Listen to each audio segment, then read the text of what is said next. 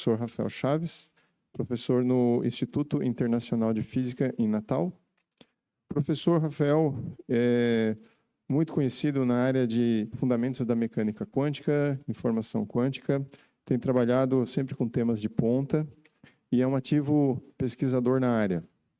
Ele trabalha com teorias de emaranhamento, criptografia quântica, causalidade e vários outros temas de alto interesse na área. Professor, gostaria de convidar, então, a assumir o palco e agradecer, em nome de todo o evento, a sua participação. Tá?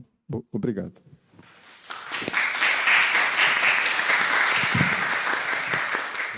Bom dia a todos. Bom, então, agradecer aí a organização. Foram todos muito gentis, principalmente a Flávia. Nunca tinham ido me pegar no aeroporto, então, obrigado. Bom, então, eu preparei algo aqui de um nível um pouco mais básico, né? Vou tentar ser aí o mais breve possível, não me estender muito e tentar deixar bastante tempo aí para perguntas. Mas, obviamente, se vocês tiverem perguntas ao longo da apresentação, usem esse tempo aqui mais como uma conversa entre a gente do que como um monólogo. Então, podem me interromper a qualquer instante. Bom, antes de eu começar a falar sobre o tema, né, de hoje, um conto quântico aí de causas e efeitos. Então, vocês, quem já participou aí dessas palestras dos últimos dias, vão ter coisas aqui que a gente vai rever, mas eu espero que por um outro ponto de vista. Então, vão ser temas recorrentes aí, que são temas recorrentes quando a gente fala de informação e computação quântica, mas eu vou tentar dar uma nova roupagem, uma outra visão sobre coisas que vocês já viram aí. Bom, então, só para falar de onde eu venho, eu estou lá no outro extremo aí do nosso país, né? Foram 6, 7 horas de viagem.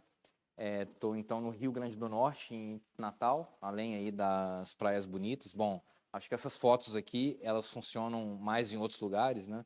Aqui vocês também têm praias lindas, então, mas além das praias lindas, a gente também tem um centro de pesquisa relativamente recente, né? Ele está na UFRN desde 2010, mas no prédio novo desde 2016, que é um prédio bastante interessante, né? Para eventos científicos, enfim, para interação entre cientistas. Então, em particular, né, no contexto aqui desse evento, um aluno já até me perguntou, né, todo ano a gente faz esse evento, que é a Escola de Jovens Talentos, Novas Fronteiras da Física, em que o objetivo são alunos, atrair alunos do ensino médio e do começo da graduação. Essa já é a 4ª edição. A primeira parte, ela é online, então são vários cursos aí. Esse ano vai ter buracos negros, informação quântica, redes complexas, enfim, várias coisas aqui. Então, o ano passado, se eu não me engano, foram 500, 600 alunos de todo o Brasil. E os melhores alunos são convidados, com todas as despesas pagas, para ir lá para Natal, conhecer as praias e o Instituto aqui. Foi uma edição, se eu não me engano, de 2023, em que a gente conseguiu chamar aí vários alunos, né, a maior parte do ensino médio, para ir passar um tempo lá em Natal. Ontem, né, a gente teve a discussão sobre questão de gênero e diversidade em ciência, em física em particular. O Instituto também tem esse torneio de física para menino. Professor Rodrigo, então, é o grupo de informação e matéria quântica. Eu fico mais pela parte de informação, Rodrigo a parte de matéria quântica. Essa foto, se eu não me engano, é de 2023, a gente não tira muita foto, mas, enfim, ao longo aí do tempo a gente conseguiu crescer o grupo, né? Então ele já anda aí com pernas próprias. Aqui alguns dos eventos que a gente organizou aí ao longo dos últimos anos. Ano que vem, em fevereiro, março, vai ter um evento de informação e computação quântica. Então, fiquem ligados aí. O nome do evento vai ser Quantum at the Dunes, então, Quantum nas Dunas. Aproveitar, né, a gente sempre tira um dia para visitar as praias, então, é muito bom. Enfim, então, feita essa apresentação, né, falar aí um pouco sobre o que a gente faz lá no grupo. Então, a grande área é informação quântica, é o nosso grande guarda-chuva. E, em particular, né, a gente também tem trabalhado muito com computação quântica, a ideia aí de usar sistemas quânticos para se processar informação de forma mais eficiente. A gente também trabalha muito com comunicação quântica, então a ideia aí de usar as propriedades quânticas, né, superposição, emaranhamento, para se comunicar de forma mais eficiente ou forma mais segura. Um tema com a palestra do Luiz Davidovich, né, que é sensoriamento quântico ou metrologia quântica, a ideia de que sistemas quânticos são mais sensíveis, né, ao seu ambiente. A gente pode usar isso para medições mais acuradas. E o que eu vou focar aqui na aula de hoje, na palestra aqui de hoje, né, na apresentação de hoje, são os fundamentos da teoria quântica, e tentar fazer, se der tempo, uma conexão disso com comunicação quântica. Então, só para contextualizar aqui, né, e fazer a propaganda do livro que eu escrevi em 2022, então eu não ganho quase nada com isso daqui, então é mais pela ciência mesmo. Mas, então, contextualizando, né, os 100 anos aí da quântica, eu estava dando uma lida ontem lá no livro, e aí tem uma parte que eu falo, né, justamente de 1925, que foi o ano em que Heisenberg foi lá para uma ilha no norte da Alemanha, em Helgoland, né, para tentar entender um problema que era o problema de se analisar as linhas espectrais, né? Então, quando a gente joga luz num átomo, né, ele vai emitir luz de volta, e tem essas linhas, e o problema da época era justamente tentar entender o que dava origem a essas linhas espectrais. E aí o Heisenberg, lá nessa ilha, o que ele percebeu foi o seguinte, que se ele colocasse os graus de liberdade lá que ele estava analisando, que eram a frequência da luz e a intensidade da luz que era emitida, se ele colocasse essas quantidades numa tabela e fizesse uma operação com essas tabelas de forma apropriada, ele conseguia reproduzir, teoricamente, o que ele estava observando no laboratório, né? E o que ele observou, então a gente está falando de Heisenberg, né, um dos cientistas mais famosos e mais brilhantes aí do século XX, mas ele não sabia o que eram essas tabelas, ele só sabia que funcionava, né? E aí, quando ele voltou lá para a cidade dele, eu não lembro se era Bonn que ele estava na época, enfim, ele voltou lá da ilha que ele estava e conversou com Max Born, né? O Born era um matemático muito habilidoso, e aí o Born ele lembrou, né, de uma antiga aula de seus tempos de estudante, na qual haviam sido discutidas as propriedades das chamadas matrizes, em particular a não comutação da sua multiplicação. Então, o que o Heisenberg estava descobrindo era justamente isso, que se ele organizasse os números numa tabela, ele conseguia reproduzir os resultados experimentais, mas essas tabelas tinham uma nova regra de multiplicação, que se eu multiplicasse A por B, era diferente de B vezes A, que é o que a gente chama de não comutação aí das matrizes. E aí, quando ele recebeu essa notícia do Born, né, o Heisenberg disse, em tom de desânimo, eu nem mesmo sei o que é uma matriz. Hoje em dia, enfim, eu não sei os alunos aí de ensino médio, mas certamente quem está aí no começo da graduação, aula 1 do dia 1 de vocês na universidade, vocês vão descobrir o que é uma matriz, né? Então, a gente está falando de um dos maiores gênios aí do século passado, e vocês certamente sabem mais do que ele sabia aí nessa época. E ainda assim ele foi capaz, né, de certa forma, dar o pontapé inicial aí para mecânica quântica, que é o que a gente está celebrando aí esse ano, 100 anos depois. E aqui, só para contextualizar, né, então, um pouco da teoria quântica e os seus 100 anos, eu sempre gosto de mostrar essas frases aqui. Então, todos esses cientistas, com exceção do Wheeler, ganharam o prêmio Nobel, e a maior parte deles por contribuições ao desenvolvimento da teoria quântica. E eles diziam coisas como, por exemplo, o Niels Bohr, de que a linguagem, né, só pode ser usada como poesia quando a gente fala de sistemas regidos pela mecânica quântica. O Einstein, né, que foi aí um dos precursores, um dos pais da teoria, que dizia que se a mecânica quântica estivesse correta, significaria o fim da física como uma ciência. O Schrödinger, né, que a gente sempre associa aí o gato de Schrödinger ou a equação de Schrödinger, também teve um papel essencial. e disse que não gostava da teoria quântica e que se arrependia de ter tido alguma coisa a ver com ela algum dia. O Feynman, né, que em 65 ganharia o prêmio Nobel por suas contribuições à mecânica quântica. E em 64, essa frase famosa, né, que também é posta aí fora de contexto várias vezes, mas que ele dizia que ele podia dizer com certeza que ninguém entende a mecânica quântica. O Penrose, que se não me engano em 2020 ganhou um prêmio Nobel por outras contribuições, mas que dizia coisas como a mecânica quântica não faz sentido algum. Então, o que eu estou querendo trazer com essas frases aqui sobre o charlatanismo quântico, né? Então, um dos objetivos aí da palestra de hoje é justamente tentar usar uma teoria que a gente entende muito bem, que é a teoria da causalidade, para tentar tirar um pouco desse véu aí de mistério da mecânica quântica e, de certa forma, colocar um outro véu aí. Então, enfim, ela vai continuar contra-intuitiva, mas ao menos a gente vai entender essa noção do que é contra-intuitivo, eu espero, de uma forma mais matemática e menos poética. Então, é o objetivo aí e mais bem-humorado, espero.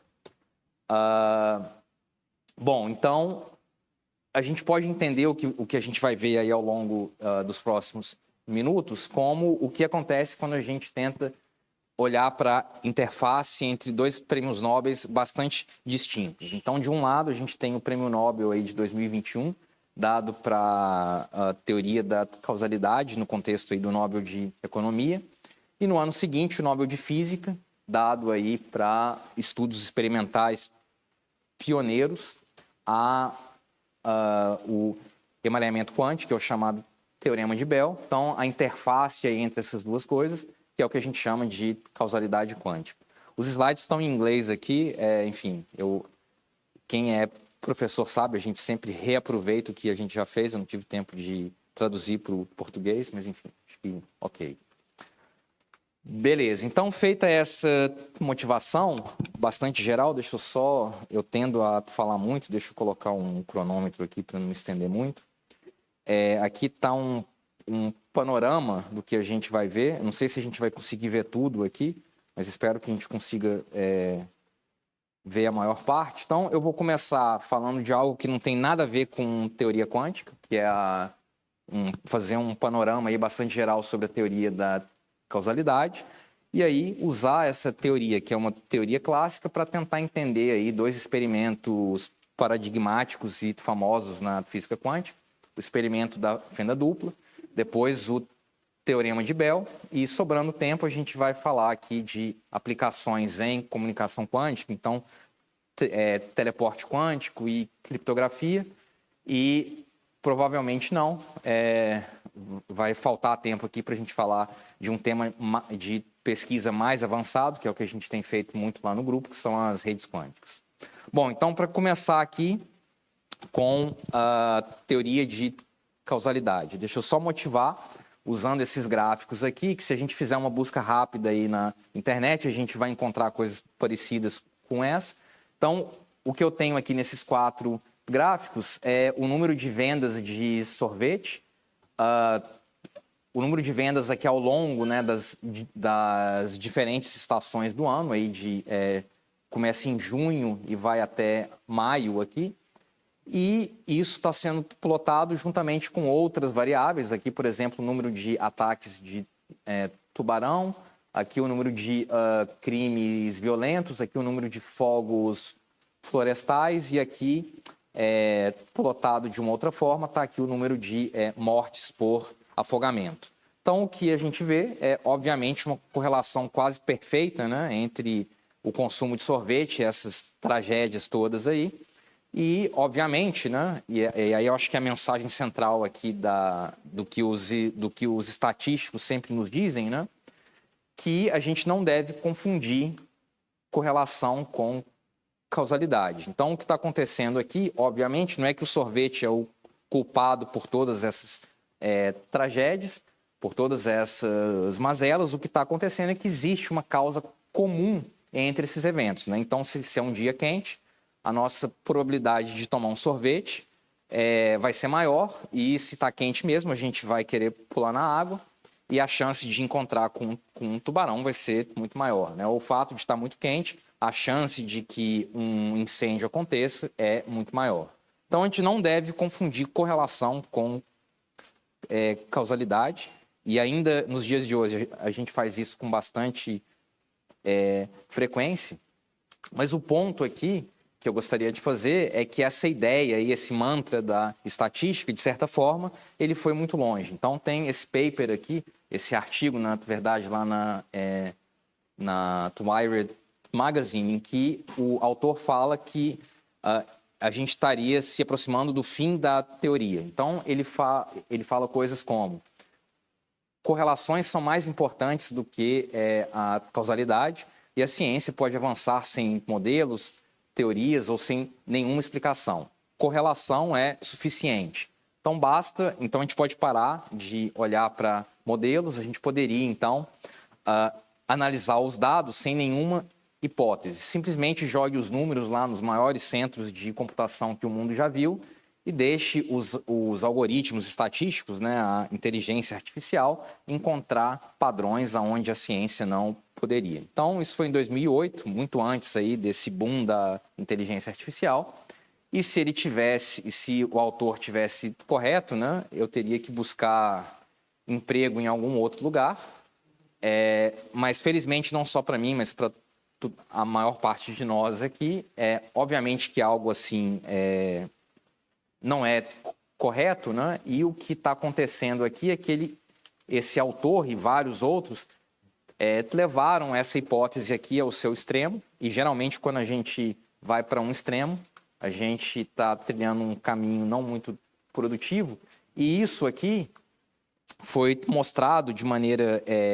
foi mostrado que isso não está correto de diferentes formas, e um dos artigos que eu gosto bastante é esse daqui, em que os autores fizeram o seguinte trabalho. Eles pegaram diferentes bancos de dados, que variavam desde bancos de dados em física, em estudos sociológicos, em biologia, medicina. A natureza dos dados não importava muito, e o que eles fizeram foi olhar para as correlações que apareciam nessas montanhas de dados. E o que eles perceberam é que bases de dados muito grandes, elas tendem a conter correlações arbitrárias. Então, essas correlações, elas aparecem devido ao volume de dados e não à natureza deles. Então, a conclusão do artigo é que a maior parte das correlações que a gente observa, elas são espúrias, ou que muita informação tende a se comportar como muito pouca informação. Então, para nossa sorte, o método científico, obviamente, ele pode ser enriquecido, né, por métodos aí de aprendizagem de máquina, mas não pode substituí-lo. Então, aqui são duas figuras que eu acho que ilustram isso muito bem, né? Se a gente fosse confiar cegamente em correlações, em algoritmos de aprendizagem de máquina, em breve a gente estaria comendo chihuahuas e passeando com esses biscoitinhos aqui na rua, ou usando esses cachorros enrugados depois do banho, né? Então, obviamente, a gente não pode confiar cegamente nas correlações. Então, sim, correlações não implicam causalidade, mas o que importa no final do dia realmente é a causalidade. Mas a gente tem um problema aqui é um outro gráfico, né, que a gente pode encontrar aí olhando na internet, que basicamente mostra uma correlação bastante forte aqui entre o número de pessoas afogadas e o número de filmes que esse ator aqui aparece. Quem já viu filmes desse ator, enfim, podem ter uma tendência aí a pular na piscina depois, mas isso aqui é só uma correlação espúria de novo. E o ponto aqui é que, se a gente olhar para uma quantidade absurda de dados, a gente sempre vai encontrar padrões onde, na verdade, só existe ruído. Então, por exemplo, a minha filha de 9 anos, ela adora fazer isso, né? Olhar para as nuvens e encontrar dinossauro, os golfinhos, onde, na verdade, não tem nada, né? Então, o ponto aqui principal é que dados não podem ser interpretados num vácuo teórico. Se a gente pensa aí no método científico, né, se em algum momento algum aluno aí de ensino médio for ver essa palestra, vocês vão lembrar lá da aula de ciências, Então, tipicamente, a gente começa com algumas observações, a partir dessas observações, a gente cria uma hipótese e aí a gente desenha um experimento que vai ou confirmar aquela nossa hipótese ou vai falsificá-la. Então, tipicamente, a gente tem que começar com uma hipótese. Mas de onde que a gente tira essa hipótese? A gente tira dos dados. Mas se nos dados eu posso encontrar qualquer coisa, eu estou aqui num argumento circular. Então, é um gato em torno do rabo aqui, de maneira eterna. E para a gente parar esse loop infinito, né, esse gato que corre atrás do rabo, foi justamente que surgiu a chamada teoria da causalidade, que foi desenvolvida ali no final da década de 80, até meados da década de 90, dentro do contexto de pesquisa em inteligência artificial. Então, o que os pesquisadores estavam buscando era algo que eles pudessem utilizar para ensinar de maneira probabilística as máquinas a pensarem ou a aprenderem. Eu vou falar um pouquinho sobre o que é essa teoria da causalidade. E o ponto é que, desde então, ela realmente começou a encontrar diversas aplicações aí, desde estatística até psicologia, medicina, biologia, ecologia e, mais recentemente, é o que vai ser o foco aqui do resto da palestra, em física quântica. Então, só para a gente entender em termos mais concretos o que é essa teoria da causalidade, deixa eu começar com um princípio famoso aqui, que é o chamado princípio de Reichenbach, que ele basicamente me diz o contrário do mantra de... Você quer fazer uma pergunta? Não. Do mantra da estatística. Então, o mantra da estatística é que correlação não é causalidade. E o princípio de Reichenbach me diz que não existe correlação sem causalidade. O que ele está querendo dizer com isso, né? Então, aqui uma outra forma de se entender isso. Então, Reichenbach diz que se uma coincidência improvável aconteceu, deve existir algum tipo de causalidade envolvida. Ou uma causalidade direta ou uma causa comum. Então, vamos entender o que é isso. Vamos supor, aqui na universidade, a gente tem duas salas, aí num prédio qualquer. Eu fico observando essas duas salas ao longo aí de um mês ou ao longo de um ano inteiro. E o que eu observo é que as lâmpadas dessas salas, da sala 1 e da sala 2, ou ambas as lâmpadas estão apagadas ou elas estão acesas. Apagadas, acesas. Sempre que eu olho, se eu chegar aqui 2 horas da manhã, eu vou ver que ou ambas estão acesas ou ambas estão apagadas. Se eu chegar aqui 7 horas da manhã, eu vou ver a mesma coisa. Ou seja, eu tenho uma correlação perfeita entre esses dois eventos. E parece bastante improvável que pessoas aleatórias entrando nessas duas salas vão sempre acender e apagar as lâmpadas ao mesmo tempo. Ou seja, o princípio de Reichenbach me diz que deve existir algum tipo de causalidade envolvida. Que causalidade pode ser essa? Pode ser uma causalidade direta. Então, quem fez a fiação ali naquele prédio cometeu algum erro, e sempre que eu quero acender ou apagar uma luz, isso faz com que a lâmpada em outra sala também acenda ou apague. Então, isso seria uma influência causal direta de um evento no outro. Ou pode ser que a fiação esteja ok, e o que está acontecendo é que tem um defeito potencialmente fora do prédio, que atua como uma causa comum entre esses dois eventos. E o ponto aqui é que eu assumo que tal evento, essa causa comum, esse curto-circuito, ele pode estar acontecendo, mas eu não tenho acesso a essa variável. Então, eu tenho que tratar ela como um efeito latente. Ou em física quântica, né, a gente vai chegar nesse ponto daqui a pouco, eu vou ter que tratar esse tipo de variável como uma variável escondida. Eu assumo que ela possa existir e que eu tenho acesso aos efeitos dela, mas eu não consigo medir ela empiricamente, diretamente. Então, esse é o setup, né, usual. A gente tem aqui, então, eventos que eu consigo observar, tenho eventos que eu posso assumir que eles existem, mas eu não os meço diretamente. E o meu objetivo, então, é, vendo essas lâmpadas acesas ou apagadas, inferir quais são as relações de causalidade entre elas. Ou seja, o que causa o quê? Um evento causa o outro, ou, na verdade, o que está acontecendo é que eu tenho uma causa comum. Isso aqui, obviamente, tem uma aplicação muito óbvia é inteligência artificial. Então, eu posso imaginar que eu tenho aqui um robozinho que tem sensores, esses sensores observam o mundo à sua volta, e a partir dessas observações, o robozinho, a máquina, quer descobrir algo sobre esse ambiente, em particular, quer aprender o que afeta o quê. Okay? Então, ele quer aprender relações de causalidade. Aqui é o único slide que vai ter alguma equação, mas essas equações, vocês vão ver, são muito simples, só para a gente entender como é que a gente faz isso na prática.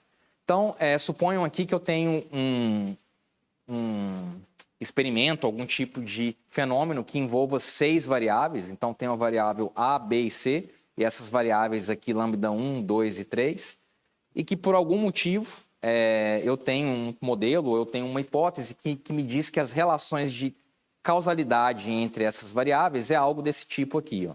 Então, em particular, a variável lambda 1 tem um efeito causal sobre a variável A e tem também um efeito causal sobre a variável B, mas notem que não tem uma seta entre lambda 1 e C, ou seja, não deveria haver relações de causalidade direta, de causa e efeito, entre a variável lambda 1 e C. Então, é fácil, né? É intuitivo usar esses nós, esse grafo e essas setas para codificar relações de causalidade de maneira intuitiva, mas esses grafos, que é o que a gente chama aí de DAGs, que é um grafo acíclico direcionado, enfim, é um nome técnico aí que não importa tanto, mas ele também me permite quantificar a causalidade de maneira matemática e formal. Então, o que esse grafo aqui está me dizendo? Ele está me dizendo várias coisas. Entre elas, ele está dizendo que, por exemplo, essas variáveis lambda 1 e lambda 2, eu não tenho uma seta indo de uma para outra, nem vice-versa, e nem eu tenho uma terceira variável que atue como uma causa comum entre essas duas. Então, o que isso aqui está me dizendo é que seja esse um fenômeno físico, químico, biológico, termodinâmico ou o que quer que seja, qualquer que seja o mecanismo que rege essas duas variáveis devem ser independentes entre si. E se elas são independentes entre si, por exemplo, eu jogando uma moeda aqui e uma pessoa jogando uma moeda lá em Natal, esses dois eventos são independentes. Então, isso significa que qualquer que seja a distribuição de probabilidade que rege esses dois eventos, ela tem que fatorizar. Isso aqui significa que os dois eventos têm que ser independentes. Ok? Uma outra coisa que esse grafo aqui me diz é que as variáveis A e B, elas têm uma causa comum, esse lambda 1 aqui. Então, significa que A e B, em geral, por exemplo, se A é igual a cara, B também vai ser igual a cara, se A é igual a coroa, B também vai ser igual a coroa. Então, o fato deles terem uma fonte em comum, uma causa em comum, me diz que eles podem estar correlacionados entre si. Só que se eu souber quem é o valor dessa variável aqui, essas correlações elas desaparecem. Então, por exemplo, no caso aqui das duas lâmpadas, né? Eu nunca sei se uma lâmpada vai estar acesa ou se ela vai estar apagada. Mas eu sei que se uma está acesa, a outra está acesa e vice-versa. Só que se essas correlações são mediadas por uma causa comum, eu saber quem é o valor dessa causa comum, eu saber se está acontecendo um curto-circuito ou não, eu ganho acesso a quem se as lâmpadas vão estar acesas ou não. Então, eu saber quem é o valor da causa comum apaga as correlações entre A e B. E por que isso aqui, né, muito simples, mas isso me permite falar de causalidade? Deixa eu dar um exemplo. Então, vamos supor, eu vou lá e estimo, né, faço um experimento nessas 6 variáveis, que podem ser absolutamente qualquer coisa, e eu estimo, então, a distribuição de probabilidade dessas 6 variáveis. Então, para eu saber se essa explicação, se esse modelo causal aqui é compatível com o meu experimento ou não, eu basicamente tenho que olhar para essas relações aqui. Se todas elas forem satisfeitas, eu vou estar, então, confirmando a minha hipótese. E se ao menos uma delas não for satisfeita pelos meus dados experimentais, eu estou falsificando a minha hipótese. Então, vamos supor que eu faço o meu experimento e eu vejo que essa relação aqui, quando eu olho para as variáveis A e B condicionadas a saber quem é o valor de lambda 1, se a minha hipótese for verdadeira, as correlações entre A e B, elas deveriam desaparecer quando eu sei o valor de lambda 1. Mas vamos supor que eu vou lá nos meus dados experimentais e eu vejo que isso aqui não acontece. O que eu estou fazendo? Eu estou falsificando a minha hipótese. Então, é um método que eu consigo visualizar, que eu consigo escrever essas relações matemáticas e que eu consigo, portanto, falsificar ou confirmar hipóteses. Então, isso é muito bonito, simples, tem várias aplicações, mas tem um problema aqui que é o seguinte. Na maior parte das vezes, eu não tenho acesso a todas as variáveis que podem influenciar um certo problema. Então, no exemplo lá das duas lâmpadas, né? O que eu tenho, eu estou na sala, eu estou vendo, né, se as lâmpadas estão acesas ou se elas estão apagadas. Eu não tenho ideia se tem um curto-circuito, se tem um problema na rede elétrica acontecendo ou não. Eu presumo que ele possa existir, mas eu não tenho acesso empírico a ele. Então, o que eu tenho que fazer quando eu não tenho acesso empírico a um certo fenômeno? Eu tenho que eliminar ele da minha descrição. Então, isso, né, tem um ramo da matemática que lida com isso, que é a chamada geometria algébrica. Então, o que eu tenho aqui é uma forma, é uma analogia, né, para se entender. Então, eu assumo que eu tenho um objeto que vive aqui no espaço tridimensional, essa figura aqui esquisita, mas vamos supor que tudo que eu posso fazer é olhar para projeções dessa figura tridimensional num certo plano. Por exemplo, eu tenho essa figura, mas por algum motivo eu não consigo olhar para ela, e tudo que eu posso fazer é jogar um feixe de luz nela e olhar para a projeção dessa figura num plano bidimensional. Então, como se fosse aqui a caverna de Platão, né? Eu assumo que algo existe, mas eu não consigo observar algo diretamente. É a mesma coisa que está acontecendo aqui. Só que, então, eu não vou conseguir, por exemplo, observar algumas das variáveis do meu modelo diretamente, então eu tenho que eliminá-las da minha descrição. Então, enfim, jogar um feixe de luz de olhar para a projeção dele, ok?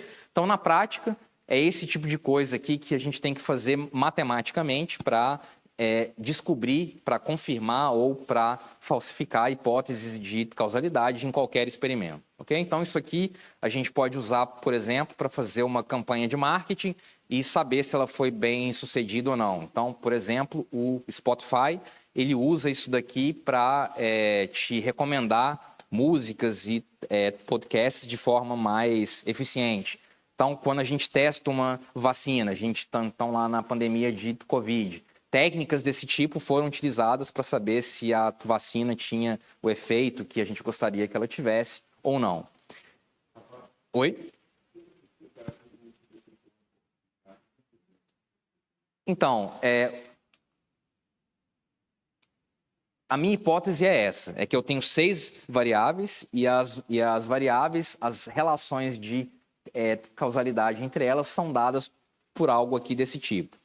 Então, se isso aqui for verdade, se as relações de causalidade entre as 6 variáveis é algo aqui desse tipo, o que eu deveria observar no meu experimento são relações aqui desse tipo. Eu tenho muitas outras aqui, né?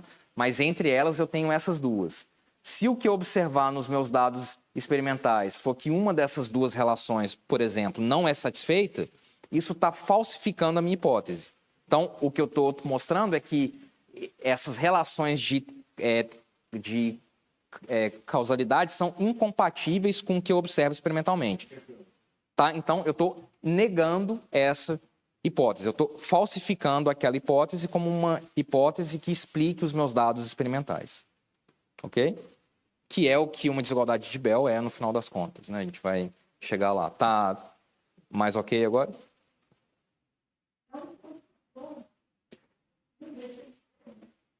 É um contraponto que me permite dizer com 100% de certeza, não, essa explicação que você está me dando não é compatível com o que eu observo no laboratório, enfim, num certo fenômeno. E eu faço isso de maneira matemática, em que eu posso dizer com 100% de certeza que aquela explicação não é factível. Né?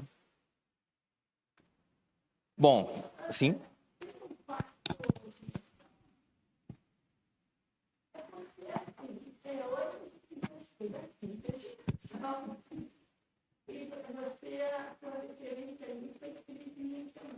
Sim, aqui, tudo que eu estou falando aqui é agnóstico sobre qualquer tipo de teoria. Então, você me dá uma hipótese, dependendo de quem é a hipótese, eu posso verificá-la ou falsificá-la experimentalmente, mas não é toda hipótese que é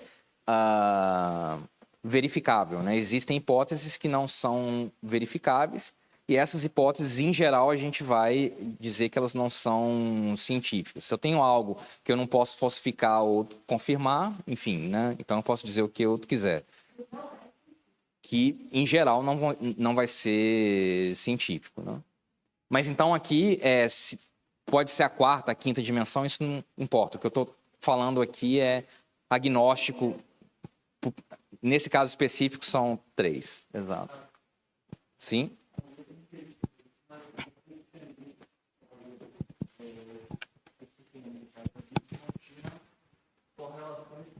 Isso, sem...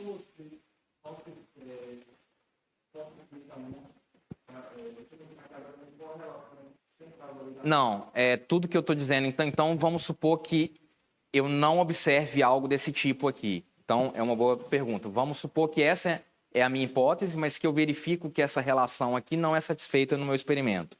O que eu estou mostrando de fato? O que eu estou mostrando é que as correlações entre A e B, elas não podem ser mediadas simplesmente por uma causa comum. Eu tenho que ter uma seta entre A e B. Ou seja, eu tenho que ter relação de causalidade direta entre A e B. Então, se eu não observar isso aqui experimentalmente, eu estou mostrando que esse modelo falha, mas eu estou também criando, eu estou te dizendo quem é o modelo que explica os meus dados. Nesse caso aqui específico, eu preciso ter uma relação de causalidade direta entre A e B. As correlações entre essas duas variáveis não podem ser simplesmente mediadas por essa causa comum que eu estou chamando de lambda 1 aqui. Então, não. O princípio de Reichenbach me diz que sempre tem que ter algum tipo de causalidade envolvida. E esses métodos aqui me permitem dizer qual é esse tipo de causalidade.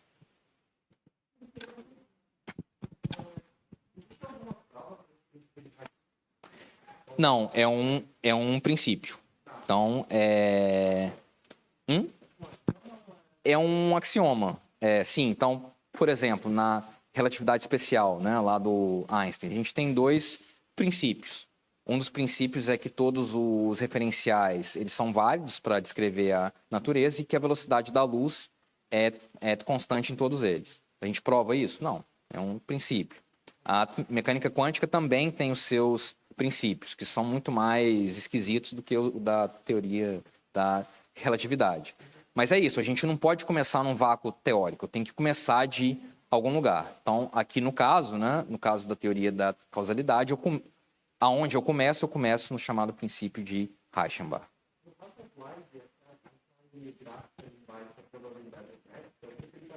Então, o que ele está representando aqui é o seguinte: vamos supor que eu tenho uma hipótese causal desse tipo, em que eu tenho 6 variáveis, mas eu não tenho acesso empírico a lambda 1, lambda 2 e lambda 3. Eu só tenho acesso, por exemplo, às correlações entre A e B ou entre, por exemplo, A e C. O que eu estou mostrando aqui é a projeção desse modelo causal num subespaço. Ou seja, é como se eu estivesse jogando uma lâmpada, uma luz num objeto tridimensional e olhando para a projeção dele numa tela. Então, isso aqui é a tela matemática que mapeia esse cara num espaço bidimensional. Então, por que é importante, né? Porque, então, tudo que é compatível com um modelo causal desse tipo deve estar dentro dessa região achurada aqui, dessa região roxa. Se os meus dados experimentais estiverem fora dessa região roxa, eu tô falsificando o meu modelo. O que são essas pétalas aqui? São o que a gente chama em física quântica de desigualdades de Bell. A gente vai chegar nisso daqui a pouco, ok? Mais alguma pergunta? Okay, então, pelo andar da carruagem aqui, a gente só vai ver esses 2 pontos aqui, mas ótimo, né? É melhor ver menos coisas, mas ver bem, do que eu ficar jogando de informação aqui. Bom, então o experimento da... Notem que até esse momento aqui eu fui completamente agnóstico. Não falei de física clássica, de física quântica. A gente vai, então, agora o que a gente vai fazer é usar esse arcabouço teórico para entender dois experimentos paradigmáticos importantes aí, tanto em física clássica quanto em física quântica. Vamos começar, então, com o experimento da fenda dupla. Eu não sei se foi gravado ou não, mas a professora Nara, há algumas semanas, deu uma aula muito boa sobre o experimento da fenda dupla lá em Porto Alegre. Se tiver gravado, eu recomendo vocês buscarem. Bom, mas o que é o experimento da fenda dupla, né? Então, basicamente, eu tenho aqui uma fonte de sistemas físicos, por exemplo, nesse caso aqui, um dispositivo que lança elétrons um a um aqui, ok? Então, tenho algo que prepara sistemas físicos.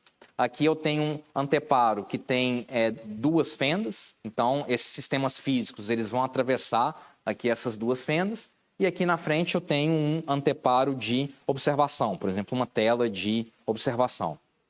E o que acontece nesse experimento, por exemplo, se eu ficar enviando aqui elétrons um a um?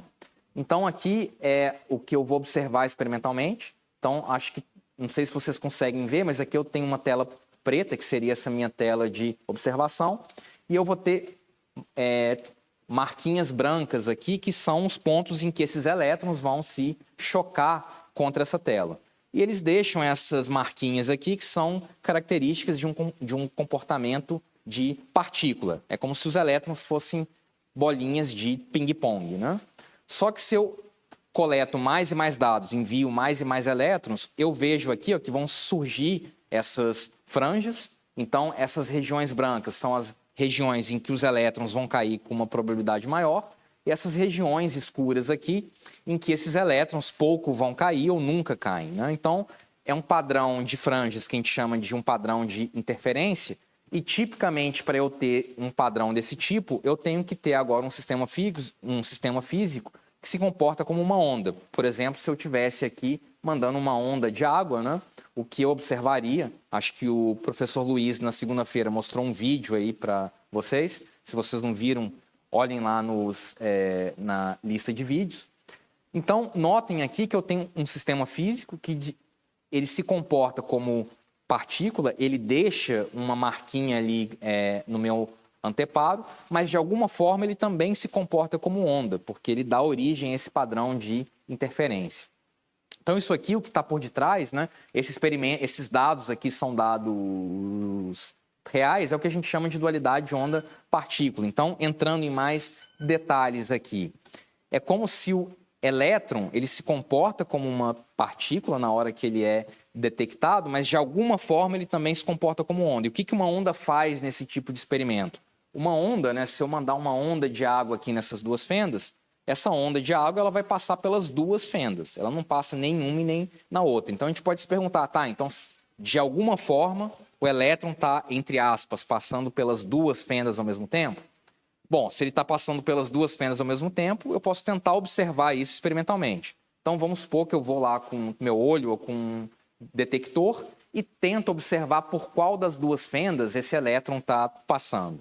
Quando eu olho para tentar ver por qual das fendas o elétron passa, eu vejo que, de fato, ou ele passa por uma fenda ou pela outra. Obviamente, uma coisa não pode ocupar dois pontos no espaço ao mesmo tempo. Só que quando eu faço isso, quando eu tento observar por qual fenda o elétron passou, eu vejo que aquele padrão de interferência desapareceu. Então, quando eu observo o elétron, de certa forma, eu estou mudando a natureza dele.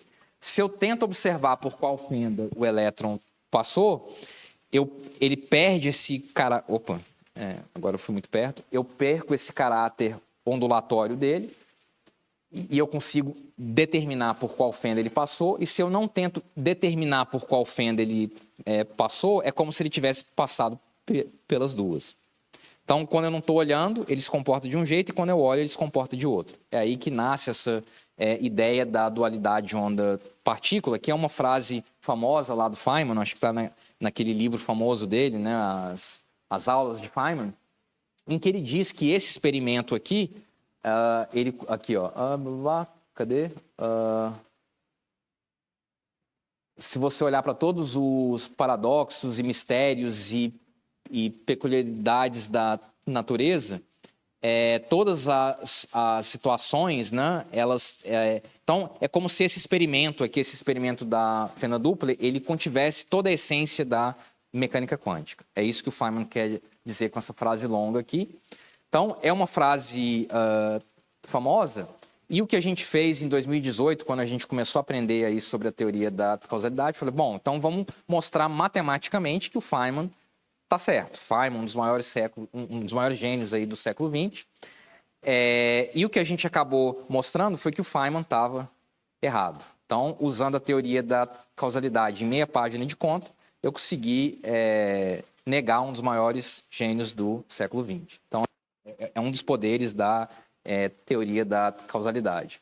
E por que a gente conseguiu fazer isso? Porque a teoria da causalidade, ela me permite abrir mão desses conceitos poéticos. Onda, partícula, o que é isso? Eu não sei.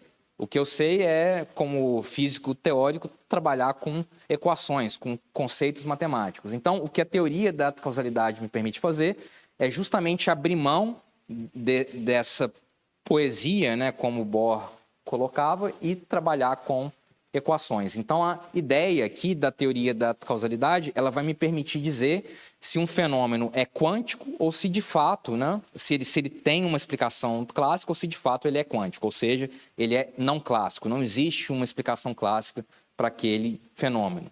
E a ideia básica aqui, que é o que a teoria da causalidade me permite fazer, é se eu tenho um certo fenômeno, eu estou observando algo ali, se eu tento interpretar em termos de onda e partícula, aquilo parece estranho. É como se o elétron estivesse se comportando de maneiras diferentes dependendo de como eu o observo. Será que eu consigo observar aquela mesma coisa trocando o elétron por uma bolinha de ping-pong? Ou por uma bolinha de gude? Então, se eu consigo obter os mesmos resultados com um sistema que certamente não é quântico, aquele fenômeno que eu estou observando, ele tem uma explicação clássica. Okay? E é o que vai acontecer no caso do experimento de fenda dupla. Então, ao contrário do que todos os colegas físicos de vocês, incluindo o Feynman, vai dizer, o que eu vou dizer aqui é o contrário. Não, o experimento da fenda dupla tem sim uma explicação clássica. Bom, então, a teoria a gente desenvolveu junto do Jacques e da Gabriela, que na época era pós-doutora lá no Instituto, hoje em dia é professora lá na UFRJ. Pouco tempo depois, teve vários grupos ao redor do mundo que fizeram experimentos, né? A gente participou de um desses experimentos lá com o pessoal da Itália. E o que a gente provou era tão inesperado, né, que até essa revista aqui, lá de Pop Science, né, a Wired Magazine, escreveu um artigo sobre isso que a gente mostrou. Que a gente literalmente mostrou depois do almoço. Então, é muito simples, é meia página de conta. E qual que é a ideia aqui, então? Então, aqui está o experimento da fenda dupla. Para a gente entender isso aqui, ou para a gente conseguir fazer esse experimento, a gente mapeou esse cara, que é esse experimento da fenda dupla aqui, usando elétrons, a gente mapeou isso na versão fotônica dele, que é o que a gente chama de um interferômetro de Mach-Zehnder. Então, o que eu tenho aqui é uma fonte de fótons, então eu estou enviando partículas de luz únicas. Esses caras, eles vão atravessar aqui um divisor de feixes, então esse divisor de feixes, ele funciona como se fossem essas duas fendas. O fóton ou vai vir por esse caminho de cima, ou vai vir por esse caminho aqui de baixo. E aqui eu tenho detectores de fótons, e antes desses dois detectores de fótons, eu tenho aqui ou não um segundo divisor de feixes. Se eu não colocar esse segundo divisor de feixes, e o fóton estiver vindo aqui por cima, eu sei que ele vai clicar aqui embaixo. Se ele estiver vindo aqui por baixo, eu sei que ele vai clicar nesse outro cara. Mas se eu coloco esse divisor de feixes, é como se eu estivesse apagando a informação, eu estou embaralhando a informação por qual caminho esse fóton veio. Então, se eu não tenho esse divisor de feixes, eu vou estar detectando o caráter corpuscular desses fótons, e se eu tiver o divisor de feixes, eu estou apagando essa informação e eu ganho aqui, então, um padrão de interferência que vai estar, então, testemunhando o caráter ondulatório desses fótons. Grande mistério, né? Mas o ponto agora é, será que existe um modelo clássico, causal, que pode me explicar isso daqui? E a gente vai ver que sim, enfim, não vou dar os detalhes matemáticos, mas então a gente entende isso daqui na informação quântica, esse cenário aqui é um cenário onipresente, que é o cenário que a gente chama de prepare e mede. Então, o que essa parte aqui do meu experimento está fazendo? Está preparando um estado quântico, que vai ter uma certa descrição. E o que essa outra parte do meu experimento está fazendo? Está medindo aquele sistema quântico. Prepara e mede. E qual que é a pergunta aqui, então, é: será que esse cenário de prepara e mede tem uma explicação causal clássica? E o modelo causal está aqui, ó. Eu tenho uma variável que vai definir quem é o estado que está sendo preparado. Eu não tenho acesso empírico a esse estado direto. Eu trato ele como uma variável escondida e ele está sendo medido aqui de acordo com um certo setup experimental. Então, por exemplo, se essa variável y é uma moeda, se a moeda é cara, eu não coloco o divisor de feixes, se a moeda é coroa, eu coloco esse divisor de feixes. Então, eu estou mostrando isso daqui como uma possível explicação causal clássica para esse experimento da fenda dupla. E o que a gente queria mostrar, a gente concordava com Feynman. Cara, isso aqui é muito misterioso. Então, óbvio que essa explicação clássica não vai ser possível. Mas o que a gente mostrou, depois do almoço, é que sim, existe um modelo de variáveis escondidas capaz de explicar o que eu observo nesse tipo de experimento, que é essa natureza ondulatória ou corpuscular do experimento de fenda dupla. Então, enfim, né, a gente estava se contrapondo ao Feynman, a gente ficou receoso e feliz ao mesmo tempo, né? Mas o que a gente pôde mostrar é que o Feynman não estava de todo errado, no seguinte sentido: se eu pegar esse experimento aqui e fizer uma pequena modificação nele, ele de fato se torna um experimento não clássico, que não tem uma explicação através desses modelos causais aqui. Então, qual que é o experimento que a gente mostra? No experimento original, você tira e coloca esse divisor de feixes. No novo experimento que a gente propõe, o divisor de feixes está sempre presente, e o que a gente tem que fazer é colocar uma fase extra aqui nesse caminho de baixo. O que é essa fase extra? É colocar ou não um pedaço de vidro ali, que vai pôr uma fase ali extra no caminho desse fóton.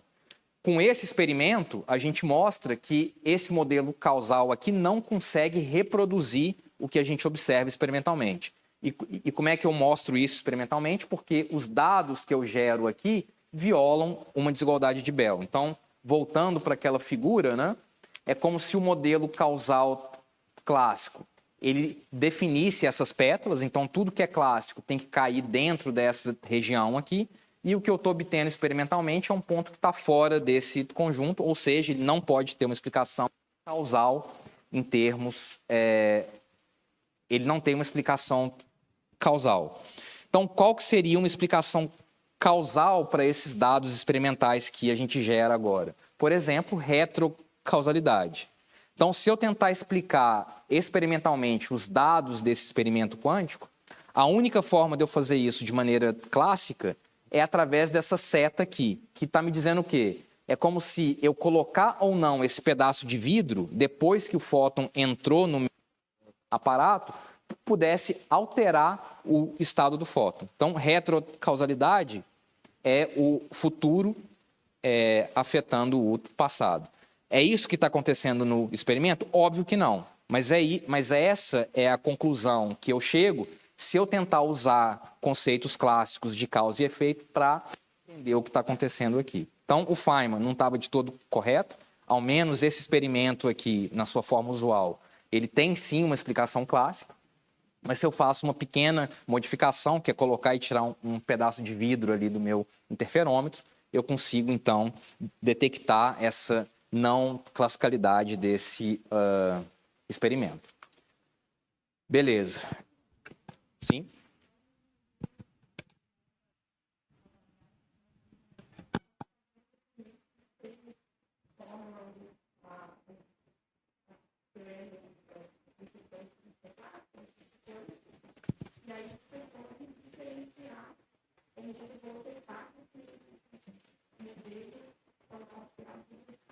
Isso. É. Uhum.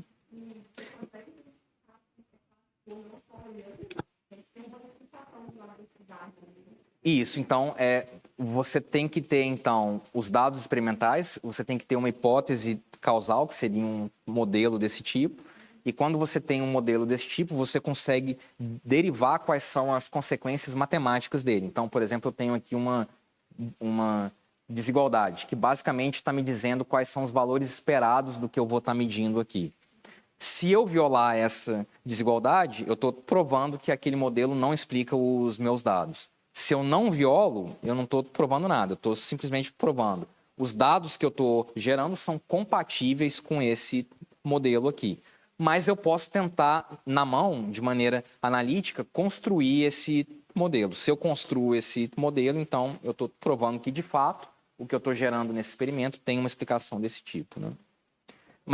Mas note aqui que eu não estou falando que a física clássica explica isso daqui. A física clássica não explica isso daqui. Estou falando abre mão da física clássica. Será que eu posso ter uma ação agnóstica de detalhes finos? É isso que a teoria da probabilidade me permite fazer. Então, existe uma outra física clássica, que não é a usual, mas que é explicar esse experimento, ok? Então, sim, a física clássica, obviamente, não explica isso daqui. Mas existe um modelo causal clássico, em que as coisas têm valores bem definidos, que sim explica os meus dados experimentais. Mas se eu coloco um pedacinho de vidro, isso deixa de ser verdade.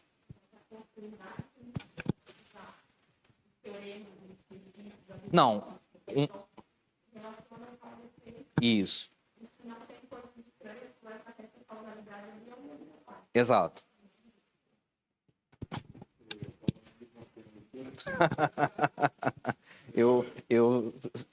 Eu sabia que você ia ficar indignado. Uma observação que eu faço em relação aos experimentos de Lay-Choice. E, na minha opinião, Bom, vou usar esse aqui.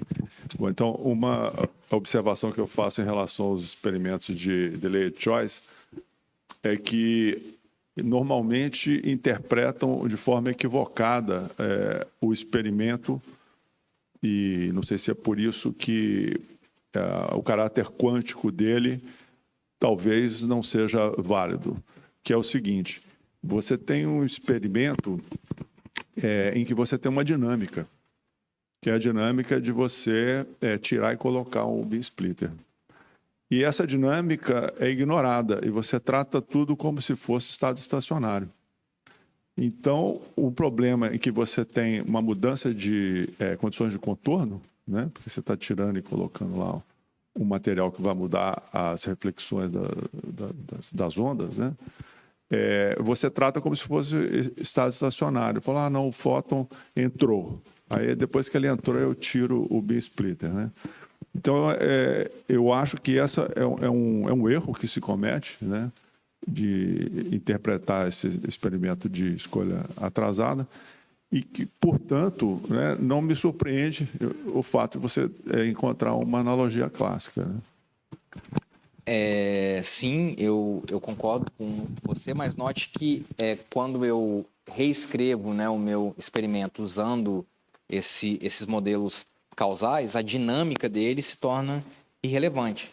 O que eu faço agora é falar, eu tenho uma certa dinâmica aqui que está preparando esse estado, ela pode ser estacionária ou não, pode ser dinâmica ou não, isso não importa. Eu estou colocando tudo dentro de uma única variável. Então, uma dos poderes e da beleza dessa teoria da causalidade é que você pode colocar tudo que você não entende muito bem dentro de uma variável. Dizendo, eu não entendo muito bem, mas eu estou assumindo que essa variável, que essa dinâmica existe. Então, o que você coloca é válido, mas justamente essa maneira de olhar para esse experimento me permite justamente jogar isso no tapete. Não é crítica ou comentário não é ao seu modelo de causalidade. Sim, tá perfeito. É o da delayed Sim, choice, sim. né? Não, eu estou de então, acordo. Digamos assim, o desafio, então, já que vocês fizeram isso, tentem fazer para um que seja realmente quântico, né? No sentido em que você dá um tratamento quântico adequado, né? E que não ignore uma dinâmica, por exemplo, né? Bom, a gente pode continuar essa discussão, mas quando eu modelo dessa forma, de fato eu não preciso considerar dinâmica. É a beleza, é o que a gente chama de física de caixas pretas, né? Mas você está certo. Por exemplo, Wheeler, né? Que era o Wheeler, que era o orientador do Feynman, ele considerava o experimento de escolha atrasada como uma prova da existência de retrocausalidade, que obviamente é um absurdo, né? Rafael, você pode voltar o slide, por favor? Eu não entendi muito bem esse negócio de causalidade, e olhando para a equação ali, queria te perguntar o seguinte: você falou que existe uma física clássica que não é a que a gente está acostumado, mas que explica tudo isso. E ali a gente tem valores médios ali de D00 mais D01. Isso. Então, esse D seria o detector. Então, você pode imaginar se um fóton foi detectado ou não. E o que eu estou olhando aqui é o valor médio disso, né? E se ele for detectado, eu chamo isso de mais 1. Se ele não é detectado, eu chamo de menos 1. E eu tomo a média, e esses subíndices aqui são as diferentes preparações. Então, esse índice aqui me diz quem é o X e esse outro índice me diz quem é o Y. Então, por exemplo, se o segundo índice é 0, eu não tenho essa plaquinha de vidro. Se o segundo índice é 1, a plaquinha de vidro ela está ali. Mas então, ela é uma, como você falou, uma outra física clássica, mas ela não deixa de ser probabilística, então, igual a quântica. Ela ainda é probabilística? Então, se ela é clássica, ela é determinística, no sentido de que qualquer a natureza probabilística desse modelo clássico aqui, ela vem do fato de eu não ter acesso a todos os graus de liberdade. Então, eu estou colocando tudo dentro dessa variável lambda, mas fundamentalmente ela é determinística. Ela é determinística, mas é que você não consegue saber sem medir. Tipo assim, você não tem acesso a tudo isso. Você tem que fazer esses valores médios e medir para enxergar isso. Porque o que eu tenho acesso experimental são esses valores médios. Eu repito o experimento várias e várias vezes e vou ver que algumas vezes esse cara clica e às vezes não. Então, eu tenho que olhar para os valores médios dessa quantidade. Mas, fundamentalmente, o modelo clássico que explica esse experimento aqui, ele é determinístico. Então, a gente pode construir um modelo desse tipo aqui. Eu vou te dar quem é o P de lambda. Ele é determinístico. Mas nesse outro caso aqui, não. Por quê? Porque eu violo essa desigualdade, ou seja, eu estou mostrando a natureza não determinística desse experimento.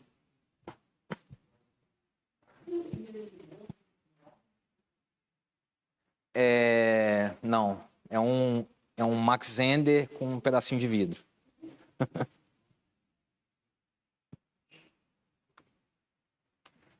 Bom, então, para eu não passar muito do tempo, eu vou tentar falar aqui em 10 minutinhos mais. A gente pode terminar. Então, uma outra aplicação da teoria da causalidade é o teorema de Bell, que foi originalmente proposto dentro de um outro contexto, mas que hoje em dia a gente entende como uma aplicação quase que direta da teoria da causalidade. E o que o teorema de Bell ele me permite fazer é verificar experimentalmente o que a gente chama de emaranhamento quântico. Então, vocês já devem ter ouvido falar disso daqui, né? Eu vou, em 2 minutos aqui, dar a minha versão da história. Então, classicamente, vamos pensar, quem que é a menor unidade de informação? É o bit, é o que a gente chama de bit clássico. Então, por exemplo, é um ímã que aponta para cima ou aponta para baixo. Se ele aponta para cima, eu chamo de 0. Se ele aponta para baixo, eu chamo de 1. É um circuito elétrico em que se eu passo uma corrente, eu chamo de bit 0. Se eu não passo uma corrente, eu chamo de bit 0. Se passo uma corrente, eu chamo de bit 1. Bom, então isso é o caso clássico. Uma das consequências dos postulados lá da quântica é que agora eu tenho, ao invés de um bit clássico, um bit quântico, que a gente chama de qubit, né? Quantum bit. E qual que é a diferença entre esses dois caras? É que agora eu tenho o chamado princípio da superposição, em que eu tenho um contínuo de possibilidades entre 0 e 1. Então, entre aspas, é como se eu tivesse um bit que é 0 e 1 ao mesmo tempo, mas na verdade não é nenhum nem outro. É o Bohr de novo. Quando eu tento explicar isso usando linguagem, fica parecendo maluquice, né? Mas matematicamente a gente consegue descrever isso muito bem. Isso eu tenho um sistema físico. Por exemplo, um fóton que eu estou olhando para a polarização dele. O que é a polarização? É a direção em que o campo elétrico ali daquele fóton vai estar oscilando. Mas o que acontece agora quando eu olho, por exemplo, para 2 fótons, para 2 elétrons? Uma possibilidade seria algo desse tipo aqui. Então, isso aqui é o que a gente chama do vetor de estados ou função de onda, que descreve quem é esse sistema quântico, ou descreve as propriedades desse sistema quântico. Quando eu vou para 2 ou mais sistemas quânticos, uma possibilidade seria isso daqui. Então, enfim, aqui tem um produto tensorial, não vou entrar nesses detalhes matemáticos, mas basicamente uma forma de eu descrever um sistema quântico composto, vamos supor que eu tenho 2 elétrons, elétron 1 e elétron 2. Eu posso descrever a função de onda do elétron 1 e descrever a função de onda do elétron 2. Classicamente é isso que a gente faz. Só que a mecânica quântica me permite coisas que vão além disso. Eu posso ter uma função de onda agora, que é o que a gente chama de estado quântico emaranhado, em que se eu olhar para o sistema 1 e olhar para o sistema 2, eu não tenho uma descrição do sistema 1, 2. Então, como o Schrödinger dizia, o todo é mais do que a soma de suas partes. De novo, né, fica parecendo aí coach quântico, mas é porque é o que é quando a gente tenta descrever com palavras, né? Uma forma que eu gosto de entender isso daqui é a seguinte: pensem num livro, né? Então, vocês compram lá na Amazon, está em promoção. O que vocês imaginariam que esse livro é? Cada página vai conter uma certa quantidade de informação e, classicamente, a informação que eu tenho no livro como um todo, eu imaginaria que é a soma das informações que eu tenho individualmente em cada página. Só que se esse livro fosse um livro quântico emaranhado, isso deixaria de ser verdade, no sentido de que, se eu olhar para cada página individualmente, é como se ela não tivesse informação nenhuma, fosse um borrão. Mas, para eu ter acesso a essa informação, eu precisasse ler todas as páginas ao mesmo tempo. Então, quando eu tenho um sistema quântico emaranhado, a informação agora não está codificada necessariamente nos constituintes individuais, mas sim nas correlações entre. E essas correlações, elas perduram mesmo que esses sistemas estejam separados por grandes distâncias. Então, eu coloco informação no sistema quântico emaranhado, num elétron 1, elétron 2. Elétron 1 eu deixo aqui na Terra, elétron 2 eu levo lá para Alpha Centauri. A princípio, as correlações entre esses caras vão se manter. Mas isso não quer dizer que eu viole o princípio da relatividade. Eu não posso me comunicar telepaticamente entre Florianópolis e Alpha Centauri. Bom, enfim, então esse é o emaranhamento quântico. E o teorema de Bell é uma forma de verificar experimentalmente a existência desse emaranhamento quântico. Então, do ponto de vista da causalidade, o que é o teorema de Bell? É o seguinte: eu vou impor uma estrutura causal ao meu experimento. Então, eu tenho o Alice num laboratório aqui em Floripa, tenho o Bob no outro laboratório lá em Natal, e lá no Rio de Janeiro, está gerando fótons emaranhados lá, manda um para Floripa, manda um para Natal. Okay? Então, é esse tipo de experimento. Tenho algo aqui no meio que atua como uma causa comum. Então, parte do sistema está vindo para a Alice, parte está vindo para o Bob. No laboratório da Alice, ela joga uma moeda para medir alguma propriedade desse fóton, Bob faz a mesma coisa. Qual que é a estrutura causal que eu esperaria de um experimento desse tipo? Algo assim, ó. Então, no laboratório de Alice, ela joga uma moeda, obtém um certo resultado de medição, e esse resultado de medição, obviamente, vai depender de quem é o estado que o Zela lá no Rio está mandando para o Paulão aqui em Floripa. A mesma coisa vai acontecer lá em Natal, e em particular, note aqui que quando eu faço algo desse tipo, eu estou impondo duas relações de causalidade. A primeira delas é que o que a Alice vai obter aqui no laboratório dela independe do que o Bob está fazendo no laboratório dele. Isso está expresso aqui pela ausência de setas de um laboratório. A outra hipótese que está aqui implícita é o que, entre aspas, a gente chama de livre-arbítrio, mas tem nomes mais técnicos para isso daí, que basicamente me diz o seguinte, ó, que a escolha de Alice, ela independe da escolha de Bob e também independe da forma como o estado que o Zella prepara lá no Rio, como é que ele está fazendo isso. Ou seja, eu tenho que escolher qual é a propriedade de um sistema que eu quero medir, independentemente da natureza e da forma como aquele sistema foi realizado. Então, eu tenho duas hipóteses causais e tenho uma outra hipótese aqui, que é a hipótese da classicalidade, ou seja, que essa variável aqui, ela existe, eu não posso medir ela diretamente, ela tem graus de liberdade que eu não necessariamente tenho acesso, mas eu estou supondo que essa variável existe e que as propriedades dela são bem definidas, ok? Que é o que a gente chamaria aí de realismo. Taran, 1964, John Bell mostrou que essas três hipóteses, por mais naturais, e elas são muito naturais, por mais naturais que elas sejam, elas são incompatíveis com as predições da mecânica quântica. E como é que ele mostrou isso? Na verdade, quem mostrou isso foi o Clauser, em 69. É uma das razões por ele ter ganhado o Prêmio Nobel em 22. Então, essas três hipóteses, localidade, livre-arbítrio, entre aspas, e realismo, implicam uma desigualdade desse tipo aqui, que vocês não têm que entender o que é cada um desses termos, mas é muito simples. Então, o que é A0, B0 com esse símbolo aqui? Isso aqui está basicamente me dizendo quem é o valor médio do produto de Alice vezes Bob. Então, a Alice vai medir, ela, por exemplo, vai medir a polarização do fóton aponta na direção para cima, ela chama isso de +1, se aponta para baixo, ela chama de -1. E Bob vai medir a mesma coisa, +1 ou -1. Em algumas rodadas vai ser +1. Então, A vezes B vai ser +1. Em algumas rodadas vai ser +1, -1. Quando faço o produto, +1 vezes -1, -1. E o que eu faço agora é fazer a média disso em várias rodadas do experimento. E em cada rodada eles vão medir a polarização do fóton numa direção diferente. Então, faço vários experimentos, mudando ali o meu aparato experimental. E eu consigo, então, medir experimentalmente a soma desses 4 valores aqui. E se as 3 hipóteses, localidade, livre-arbítrio e realismo, forem satisfeitas no meu experimento, eu nunca deveria obter algo maior do que 2. Isso aqui teria que ser sempre menor do que 2. Então, voltando àquela mesma figura, se existe uma explicação clássica, eu deveria estar dentro aqui dessa flor. Se eu estou fora, significa que essas 3 hipóteses, né, elas estão sendo violadas.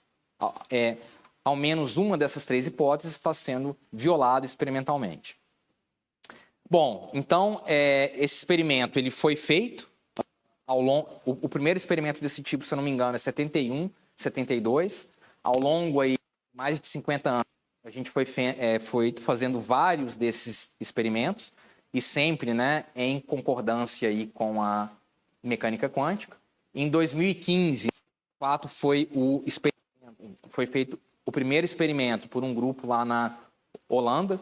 Então, eles usam um setup aqui muito interessante, né, em que eles conseguem emaranhar defeitos dentro de cristais, onde esses cristais estão em laboratórios distantes. Então, enfim, não vou entrar nos detalhes de como é que eles fazem isso, mas eles fazem isso.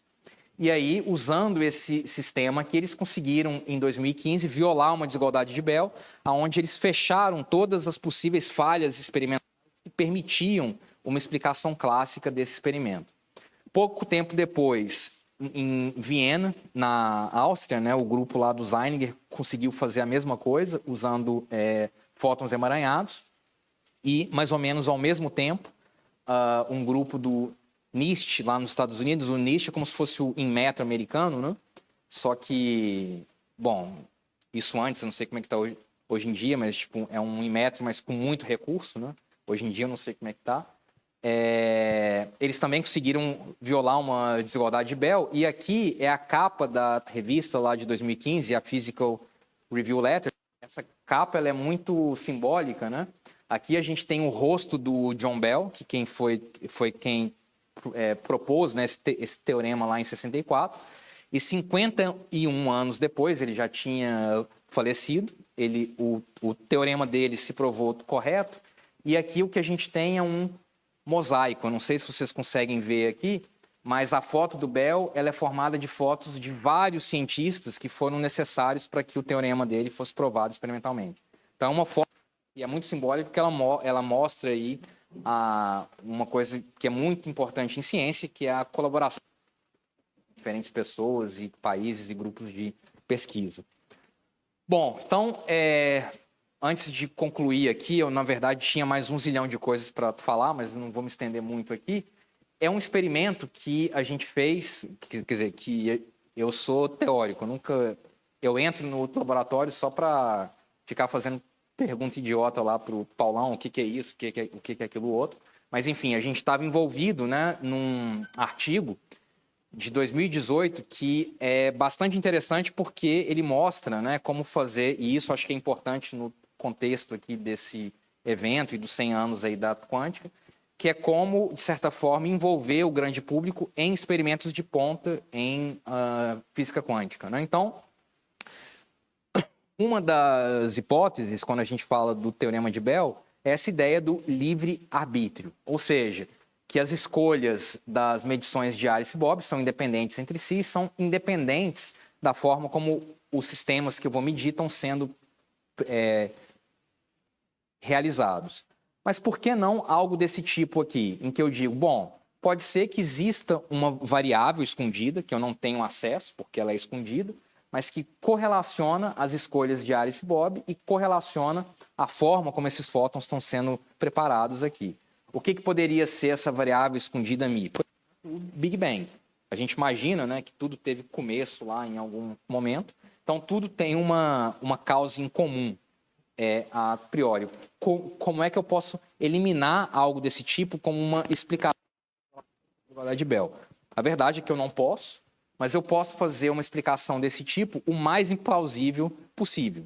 E foi justamente isso que a gente tentou fazer nesse experimento. Então, foi um experimento que envolveu 12 laboratórios ao redor do mundo. O pessoal chama de Big Bell Test, ou Grande Teste de Bell, e que basicamente era o seguinte, tinha um videogame online em que você tinha que jogar e para você ir passando de fase, as suas escolhas tinham que ser o mais aleatórias possíveis. Se você fizesse escolhas que eram previsíveis, tinha um algoritmo de máquina lá por detrás que tentava adivinhar o que você ia fazer.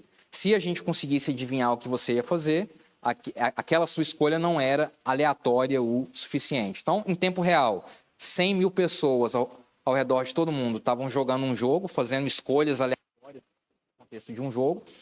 Isso era testado por um algoritmo de máquina e era enviado em tempo real para 12 laboratórios ao redor do mundo. Então, teve laboratório no Chile, se eu não me engano, no Brasil não teve nenhum lab, mas teve no Chile, na Europa, Estados Unidos, Austrália. Em tempo real, esses laboratórios, usando diferentes sistemas físicos, violavam em tempo real desigualdades de Bell, onde as escolhas de quais medições realizar nos laboratórios aqui de Alice e Bob eram feitas por esse jogo que estavam jogando. Então, e a gente violou a desigualdade de Bell. Então, o que isso mostra? Mostra que, se você quiser um modelo desse tipo, você tem que acreditar que 100 mil pessoas ao redor do mundo estavam correlacionadas entre si e que as escolhas dessas pessoas estavam correlacionadas também com as fontes de fótons emaranhados que estavam gerando esses estados aí nesses laboratórios ao redor do mundo. É possível? Mas aí, enfim, né?